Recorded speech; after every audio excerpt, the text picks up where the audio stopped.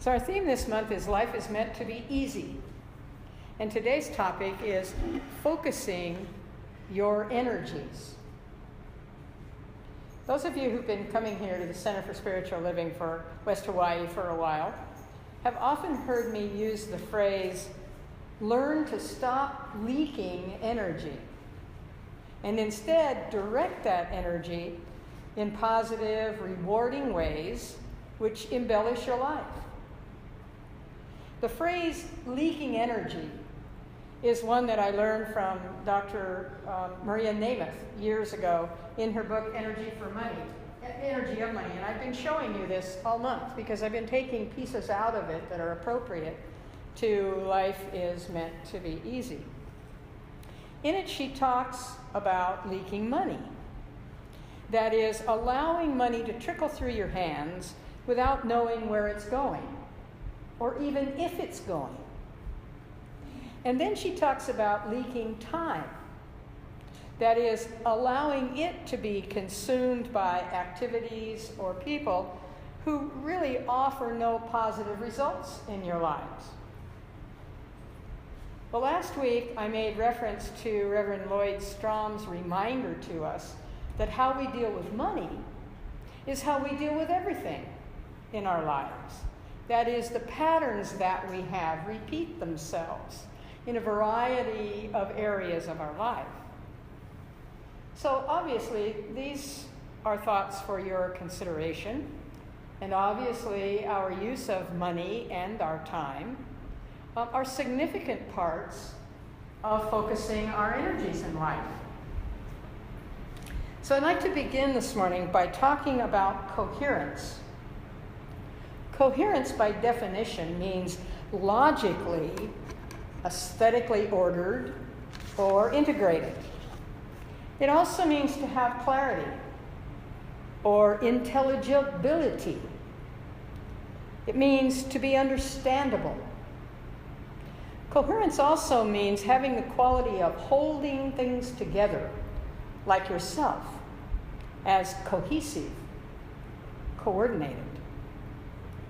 So, needless to say, these are qualities, really major qualities, necessary for focusing our energies. Yet they need not be burdensome. When we talk about intention and clarity as the major parts of our spiritual practices, that's exactly what we're calling forth, coherence. Have you ever noticed how some people have this list of excuses as to why they haven't been effective or why they cannot be effective? What is costing them, or you, or me, to go through all the excuses we can make before we can be effective? What's costing us when we do that? And the answer is, my friends, energy. It's leaking this precious energy that we're endowed with on the negative. So no matter how much insight we might have, without focusing our energies and taking authentic action, is just what Dr. Namath calls bubbas, which in Hebrew, in Yiddish actually, means nothing at all. When we are not focusing our energies, nothing is happening.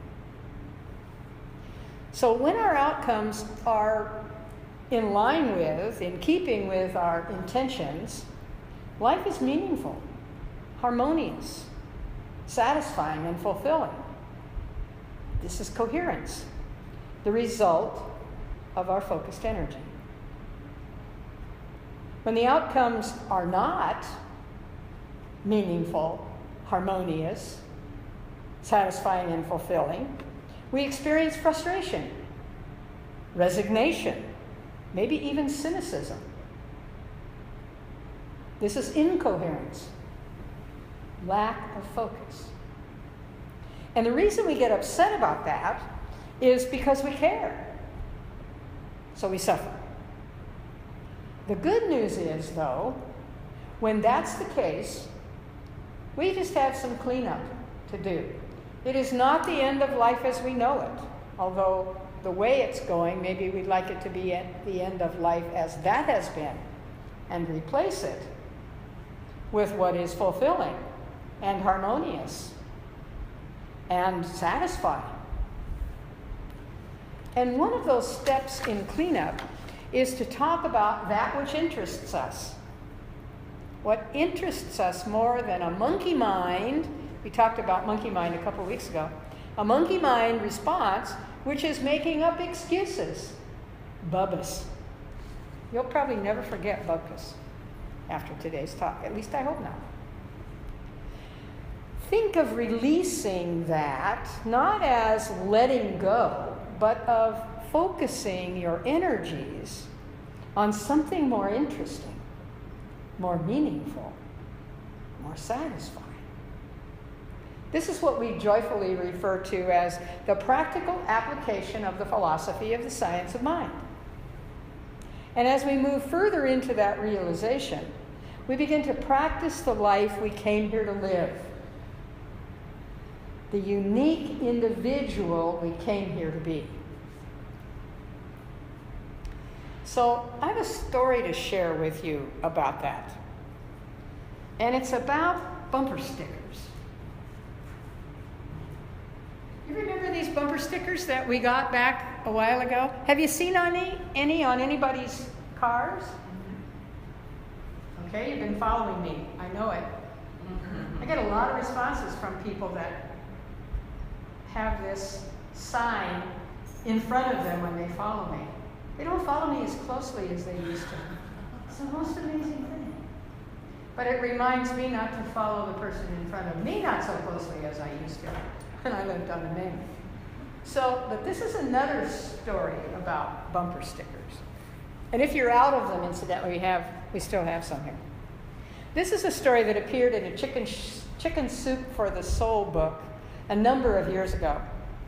And it's from a direct experience of Mark Victor Hansen, who was one of the authors of many of the Chicken Soup books. And this is a story of a 6-year-old boy named Tommy. Both Mark and Tommy attended one of our churches, back when we called them churches, in Huntington Beach, California. Mark had a fund called the Mark Victor Hansen Children's Free Enterprise Fund. And after he talked about it one day in church, Tommy went up to him afterward, 6 years old now, introduced himself, and said, "I want to borrow money from your children's fund." Ever since I was 4 years old, this child said, I had a vision to cause peace in the world. And I want to make a bumper sticker that says, "Peace. Please do it for us kids." Signed, Tommy. So Mark said to him, "Well, yes, you can borrow some money from our fund, and they already know what you want to do with it, and I need to know how much it's going to cost." To which Tommy said, $454. He had the answer immediately. And Mark said to him, "Now you understand this is a loan." Oh yes, he knew what a loan was. And his father, standing by, kind of in an aside to Mark, said, "So what are you going to do if he pays it back? Are you going to confiscate his bicycle?"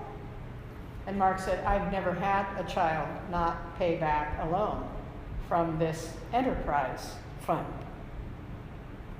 So I believe in him. You should believe in him too." So Tommy had those bumper stickers printed up. He sold them for very modest prices, but most people gave him way more because this was so beguiling.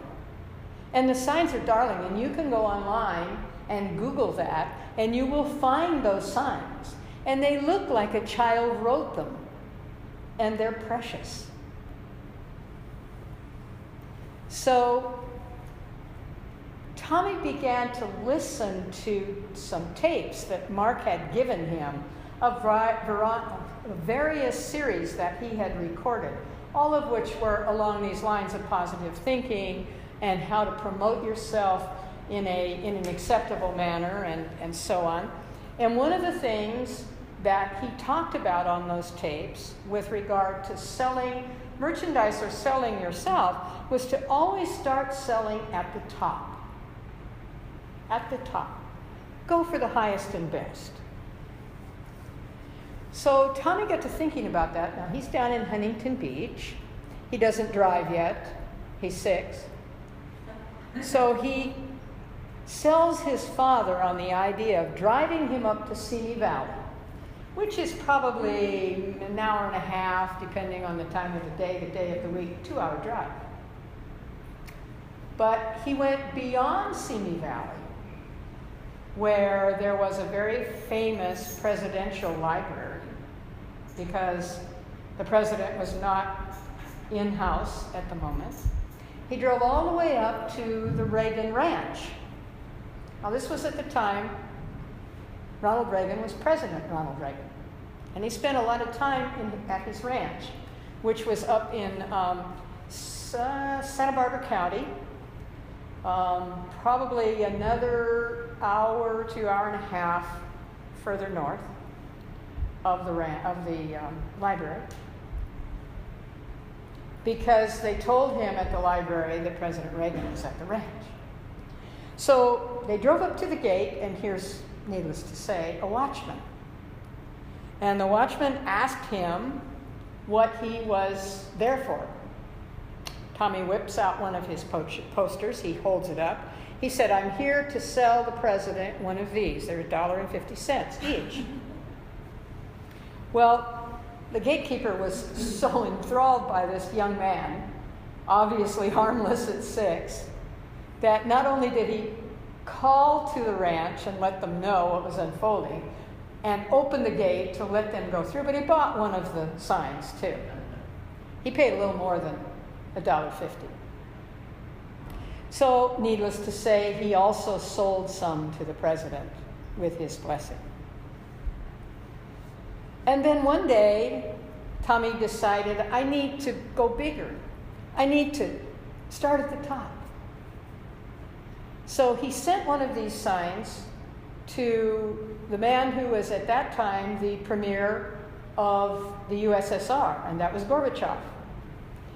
Sent him a sign, and he sent him a bill with it for $1.50. Well, needless to say, Gorbachev sent back the $1.50. And he sent a note with an autographed picture of himself. So when Tommy told Mark Victor Hansen about that, Mark offered to forgive the loan of $454 if he could have the picture. And Tommy said, "No thanks. I'm keeping the picture and you're getting your money." At a later date, after the loan had been paid back, Mark Victor Hansen, who owned several companies of various types, said to Tommy, "You know what? When you get older, I'd like to hire you." And Tommy replied, he was about 8 at this point. He replied, "Are you kidding? When I get older, I'm going to hire you." So in the Orange County Register, which is a newspaper that's been in print for decades in that area where they lived, they did a feature section on Tommy when he was about 8 then, I think. And they interviewed him for 6 hours to get this special event edition. And they asked what Tommy thought his impact would be ultimately on world peace. And he said, "Well, you know, I'm not really old enough yet to determine that.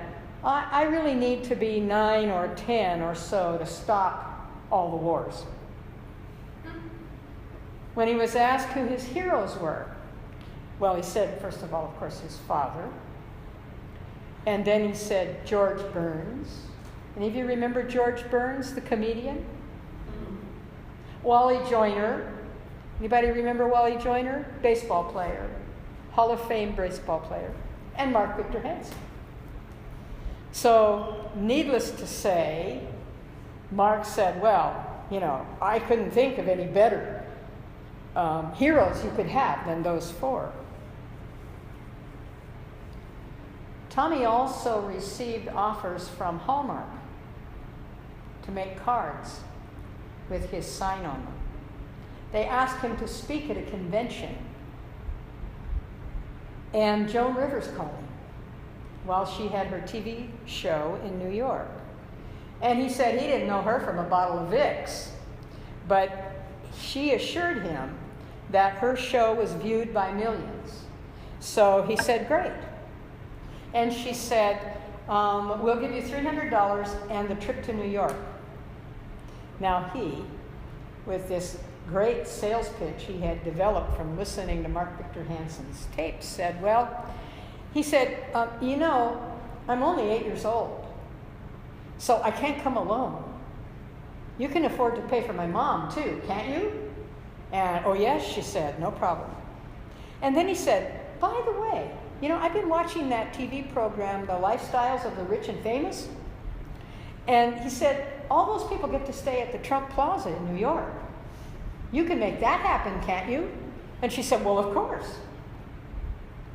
And then he said, and also, when people are in New York, most of them get to visit the Empire State Building and the Statue of Liberty. Can you get us tickets for those? Well, of course I can, she said.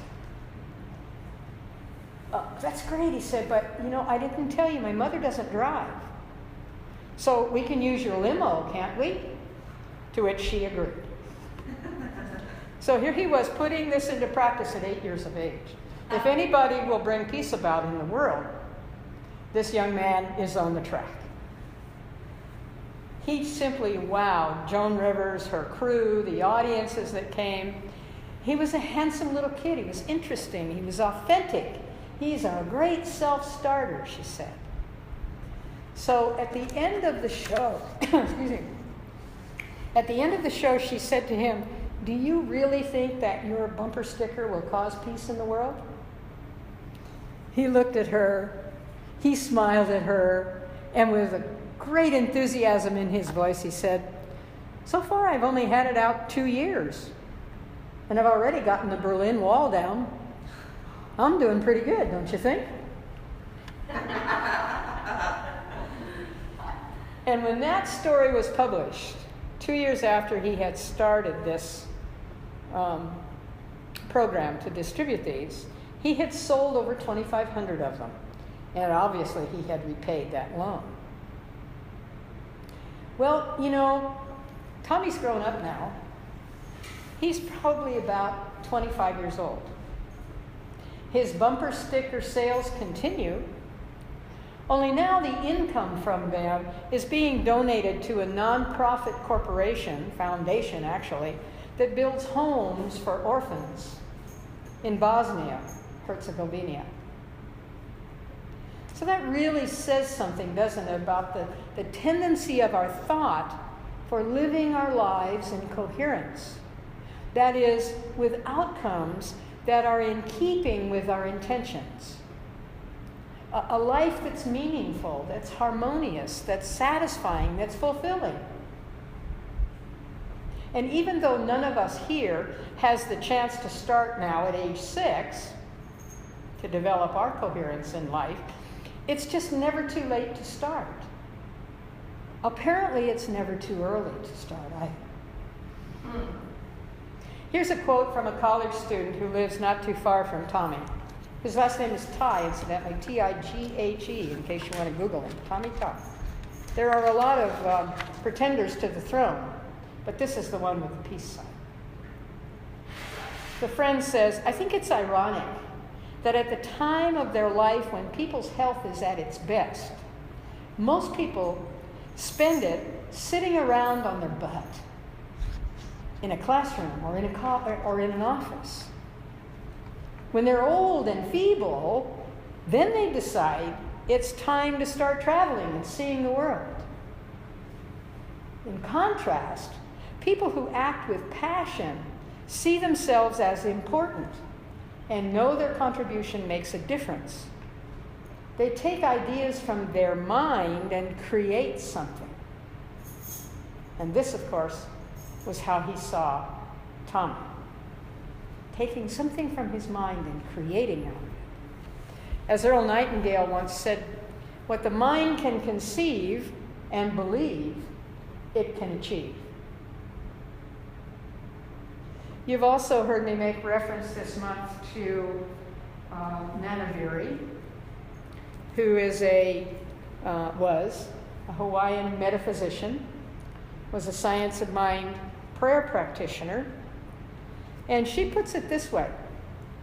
She says, I unloose the well springs of my being and make a complete deliverance of myself to life.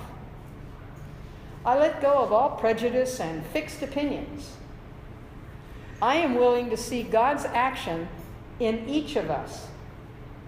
I open my whole being to changes for the better. I let life move me forward into greater joy. Today is a day of glory. Tomorrow is alive with possibilities for creative self-expression. My consciousness awaits all new ideas with self-expectancy. I let changes take place in my life. I accept all changes as a spiritual adventure and find God in each new condition. I break all chains which bind me and walk free into God's great experience of life by means of me. So we can shift our relationship with energy from incoherence, which is frustration, resignation, and cynicism, shift our relationship with energy into coherence, which is meaningful, harmonious, satisfying, and fulfilling. Recognize that resistance is just discomfort. And as you focus your energy, you move past the discomfort. Resistance is just a metaphor for being stuck. Be willing to look at what is reality in your life, in the moment. Be willing to see what is happening or not happening as a result of it. Be willing to be truthful about the impact of what's happening, and then take authentic action to focus your energies in meaningful, harmonious, satisfying, and fulfilling ways. And remember, the easy life is the life we lead when we're willing to focus our energies and see the lessons sooner rather than later. And so it is.